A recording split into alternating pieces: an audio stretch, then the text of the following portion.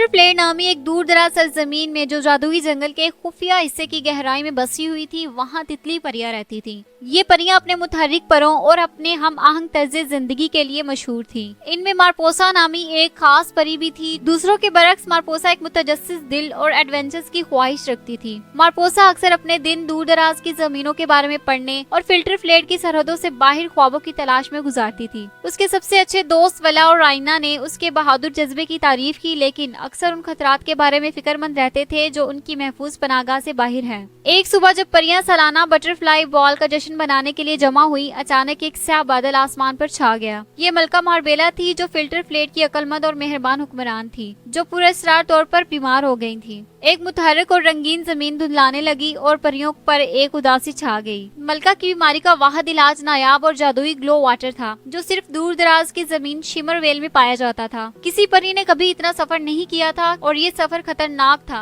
गद्दार खितों और खतरनाक मखलूकात से भरा हुआ था। मारपोसा जानती थी कि ये उसके लिए अपनी बहादुरी साबित करने और अपनी प्यारी मलका की मदद करने का मौका है। अपने दोस्तों की फिक्रमंदी के बावजूद उसने रज़ाकाराना तौर पर सफर शुरू कर दिया। एक नक्शे और उसकी हिम्मत से मारपोसा अपने अजीम मुहिमजोई पर रवाना हो गई। जब मारपोसा जंगल से गुजरी तो उसे मुख्तलिफ चैलेंजों का सामना करना पड़ा। उसने सरगोशियां करने वाली हवाओं का मुकाबला किया और क्रिस्टल गारों को अबूर किया, जहां चमकते जवाहरात ने उसका रास्ता रोशन किया। रास्ते में उसकी मुलाकात जी नामी एक मेहरबान परी से हुई, जिसने उसे गद्दार सफर में रहनुमाई करने की पेशकश की। मारपोसा और जी ने एक साथ मिलकर शदीद तूफानों और चलाक मखलूक का मुकाबला किया। डार्क होल के कल्ब में उन्होंने एलेट्रा नामी एक कदीम सरपरस्त को दरियाफ्त किया, जो शिमरवेल के दाखिली दरवाजे की हिफाजत करता था। एलेट्रा को बाहर के लोगों पर शक था, लेकिन उसने मारपोसा के खालिस दिल और अज़म को तस्लीम किया। उसने उन्हें आखिरी चैलेंज के बारे में खबरदार करते हुए गुजरने दिया, जो कि अकासी का पुल था। अकासी का पुल एक सूफियाना जगह थी, जहाँ किसी के गहरे खौफ और शिकुको शोबात जिंदा हो जाते थे। मारपोसा ने पुल पर कदम रखा और फौरन ही उसकी अदम तहफुजात सामने आ गयी। उसने नाकामी और मुस्तरद होने के नजारे देखे, लेकिन जी की हौसला अफजाई और अपनी अंदरूनी ताकत के साथ उसने अपने खौफ पर काबू पा लिया और पुल को अबूर कर लिया। आखिरकार वो चमकते फूलों और चमकती हुई नदियों से भरी हुई एक दम तोड़ती